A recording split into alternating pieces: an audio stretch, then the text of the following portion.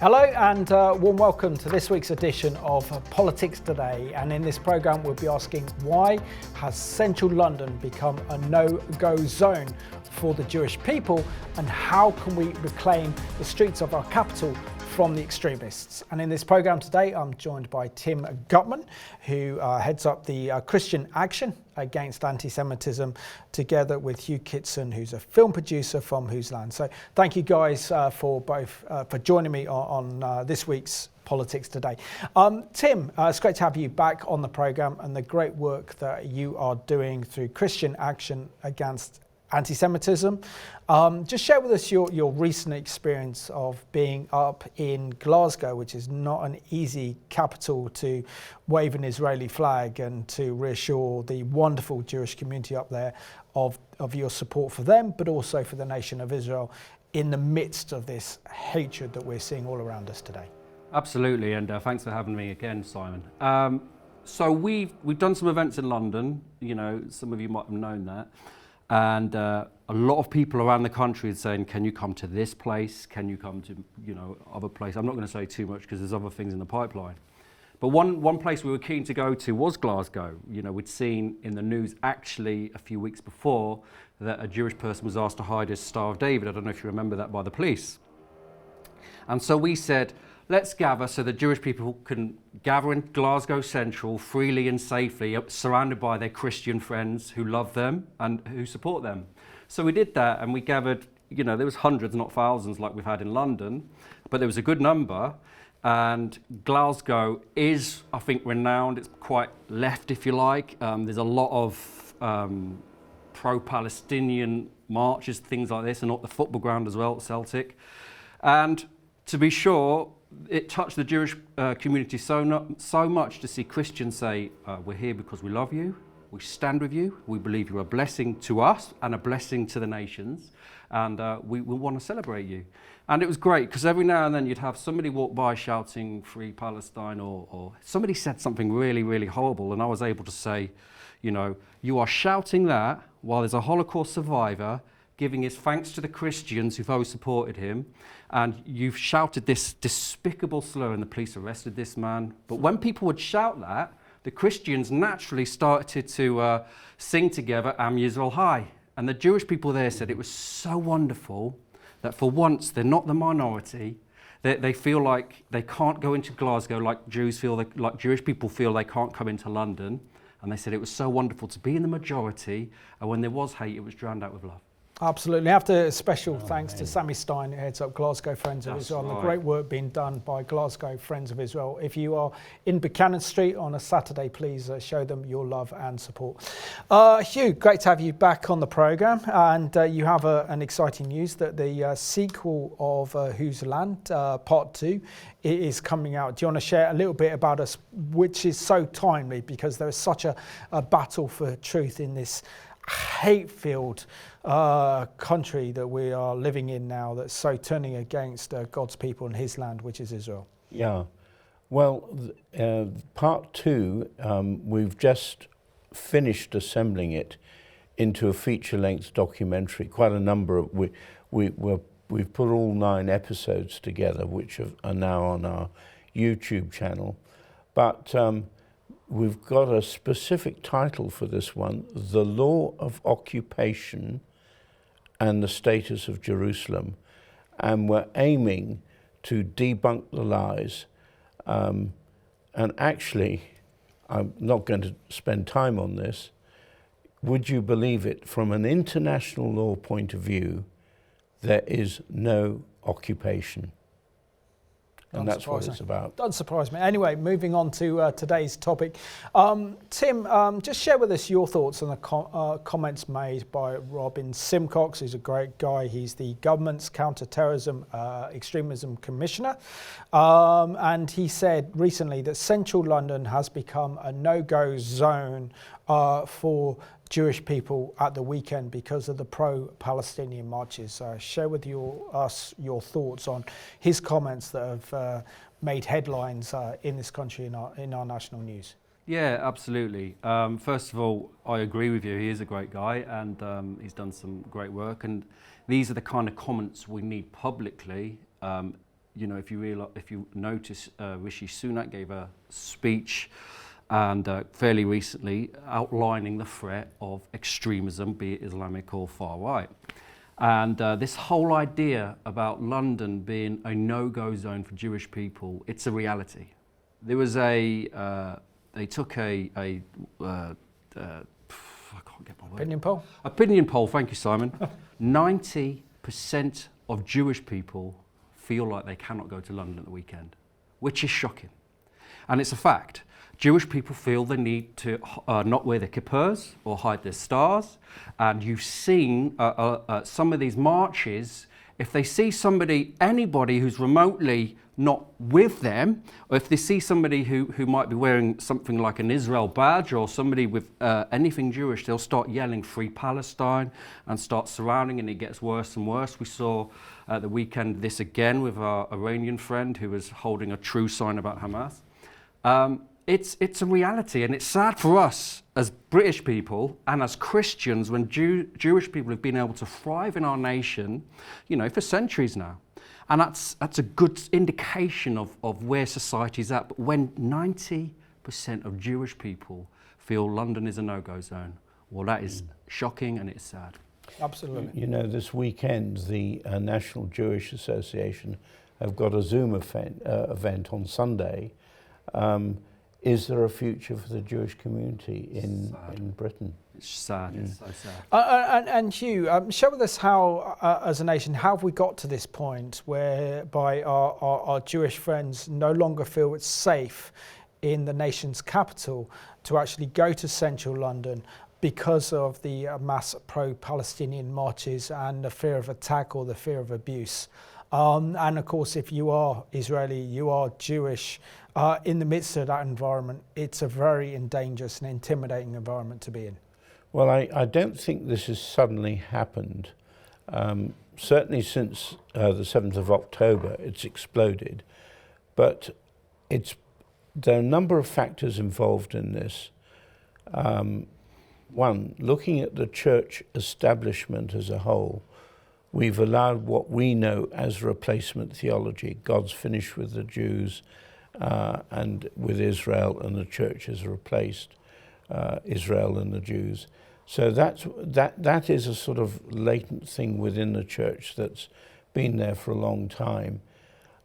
Secondly, we've allowed neo-Marxism to come back, humanism, and basically that left-wing ideology is anti-Israel.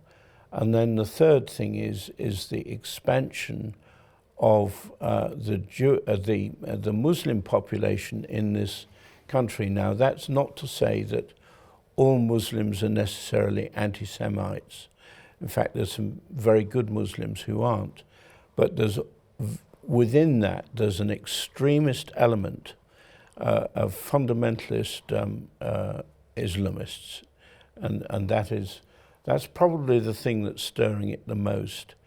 And the issue of Palestine has become an icon, certainly in the last 5 or 6 months. Certainly a rallying call. Yeah. And also with the Muslim community, they think as the Ummah, they think as a community, they don't think individually. Yeah. And when their leaders are saying that this is the issue and the cause that we rally behind, so that we can start to erode confidence in our government institutions, and to start to erode democracy and start to see the implementation of Islamic Sharia law, the issue of Israel/Palestine is what's being used to spearhead this as behind these marches. So there is that sinister Islamic extremist element that wants to hijack this for a dangerous outcome, as outlined by Prime Minister Rishi Sunak.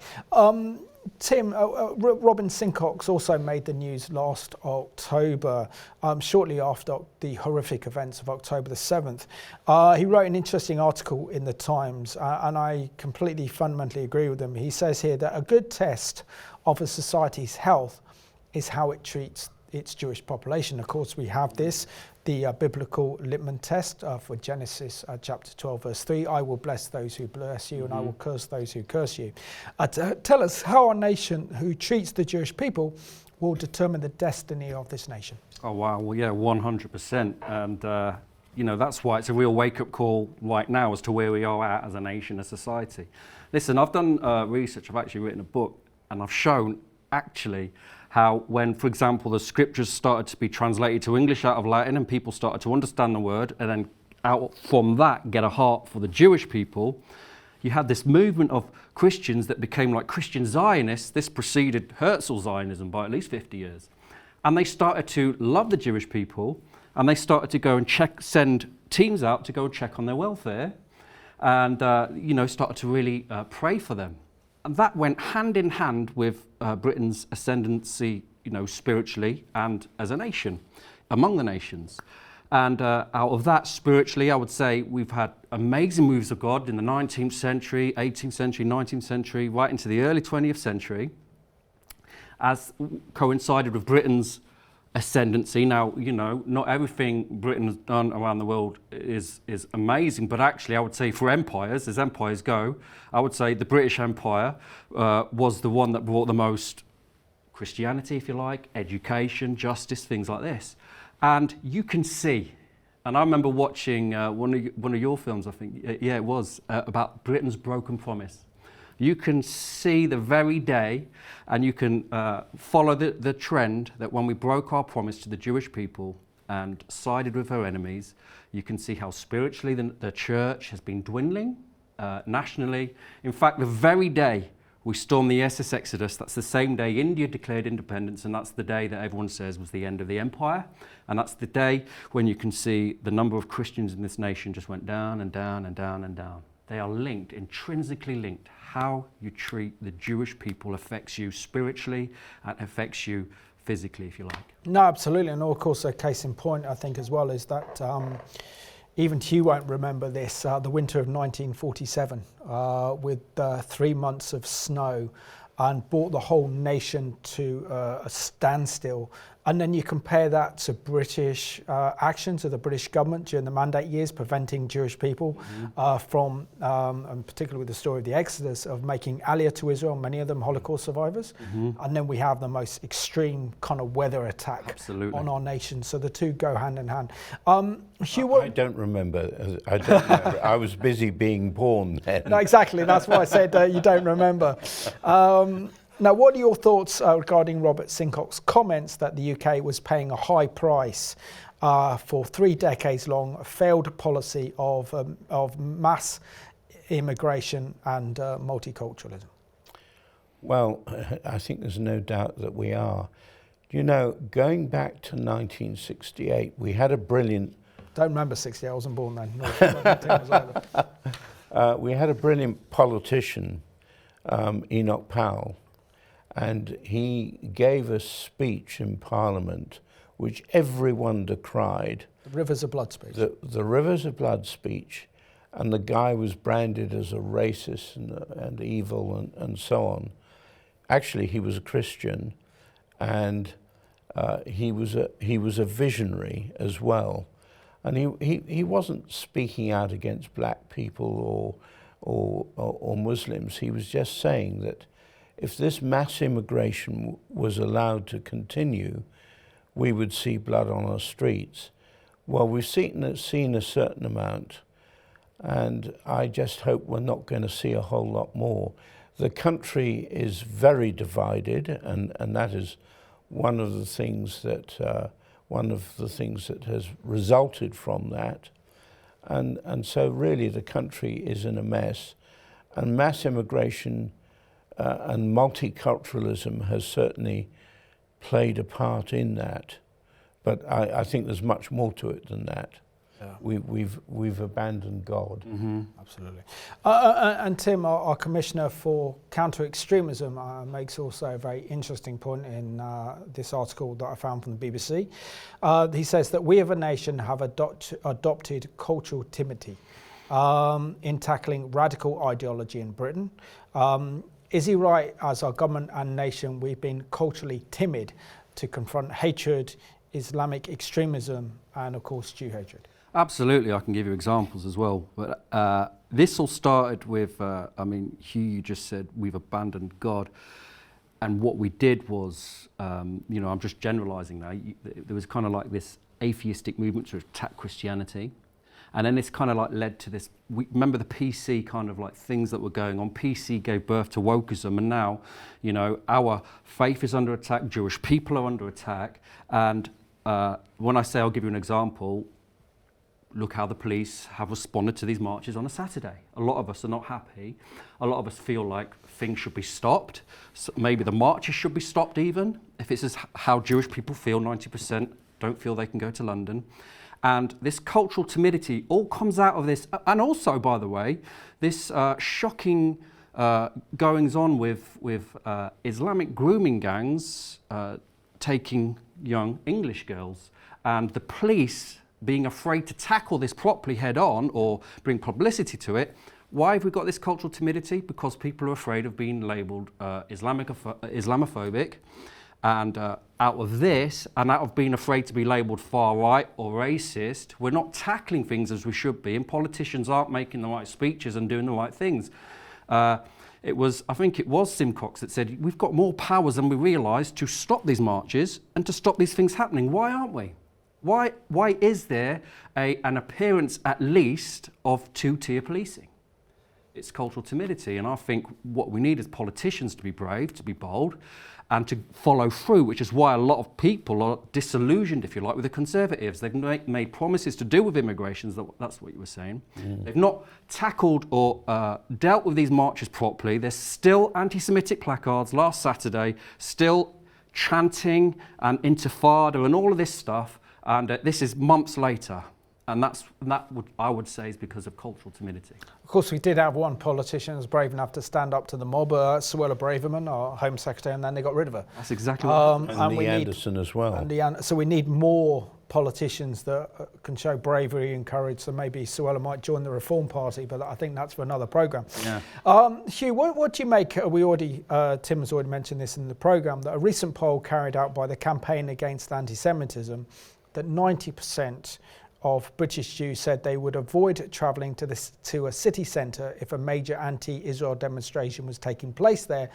Surely this says that our streets are not safe for the Jewish people. Well, that's certainly true. And from all that I've read, I wasn't around in the 1930s, it is becoming more and more like Germany was in the 1930s after Hitler came to power. And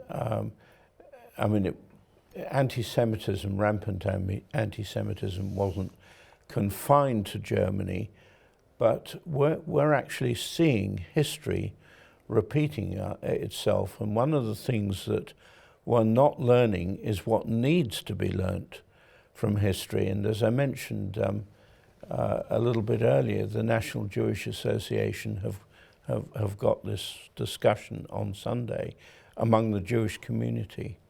No, it's extraordinary, isn't it? And also we know that when our societies and our governments don't confront Jew hatred, then this becomes an infectious disease that then doesn't first attack the Jewish community only, and then destroys our society and our civilization. And what we have is totalitarianism that replaces it. So it's vital that everyone speaks up against this evil.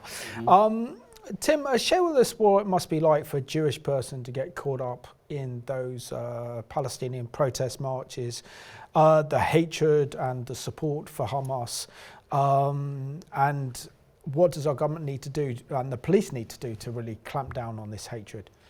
Yeah, so to be Jewish, if you were physically at these marches and they're chanting for the destruction of your national homeland, and basically the eradication of your people there. If you're listening to them call for intifada, and you know what that means. And if you see them... Sorry, can you explain to our viewers, for those who don't know, calling for an intifada, essentially what does that mean? It's calling for an uprising, a violent uprising. Terrorism, isn't it? Terrorism, yep. Absolutely. And so when this is being chanted and shouted on our streets, a Jewish person knows what this means. This is what these marchers, they claim, it's safe for Jewish people. But what they say is, we don't hate Jews, we hate Zionists. Well, when you consider over 80% of British Jews are Zionists, what they're saying is 15% of you are welcome here, as long as you agree with us that your nation and your people shouldn't exist. Exactly. And so a Jewish person, it's horrifying. I've seen events where a Holocaust survivor was speaking and somebody, one of these people walked by and yelled genocidal beep at a Holocaust survivor who was saying it's reminding him of the 1930s. It's horrific. The things that, the placards, there's ancient medieval tropes, anti-Semitic tropes, and there's always depictions of somebody Jewish with devil horns and drinking blood and all of this stuff. It's actually horrifying. The police, I would argue, and this is what I believe, these marches should be banned. James cleverly said, you've made your point, whatever it was, it's not going to affect Israel. All you're doing is upsetting the Jewish community. All you're doing is giving voice, if you like, to your anti-Semitism. And extremism. Yeah. And so I believe these marches should be banned, and the police have got more powers. The police at least should be confronting in those marches like they would if it was a football match or like they would if it was the far right. They should, you know, they've got riot gear, they know how to use them. They should be steaming in and stopping these people when they've got their megaphones, and it happens every Saturday when they're chanting Intifada, that chant, by the way, from the river to the sea. Everyone knows what it means. It has been enough publicity, so the very fact it still happens means that they don't care. In fact, they're reveling in this. It should be banned. Yeah, to add to that, I think it's important to add that as well. It's costing the taxpayer £35 million since October the 7th. The Metropolitan Police can't stop other crimes committing in London because they have to patrol the streets and keep the streets safe. And then the Metropolitan Police are having to draft police forces in even as far as Northern Ireland to come and help police the streets. So it's extremism gone mad. Hugh, also, and I think we need to mention as well, this just shows you how topsy-turvy our world has become, or how good has been placed by evil, and evil was considered good. We see that last week there was a brave demonstrator at last week's Palestinian rally in London, and he had a banner that told the truth, saying that Hamas was a terrorist organisation, and then he gets arrested by the police. Your thoughts? And he was an Iranian dissident, and quite a few of them have been at the rallies. Absolutely, very supportive. And I mean, the police give the excuse that they were trying to protect him. And to be fair, he was disarrested, but he was manhandled in a rather unpleasant way. I mean, if the three of us attended one of those rallies and we were waving Israeli flags, we would get arrested and probably charged.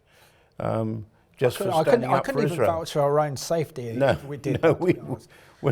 I mean, you had to walk through one once a few months back. Yeah, back in October. Yeah, frightening. Yeah, and but I think one of the worst aspects of this is that in the end they're out to intimidate our politicians, and to some degree they're succeeding.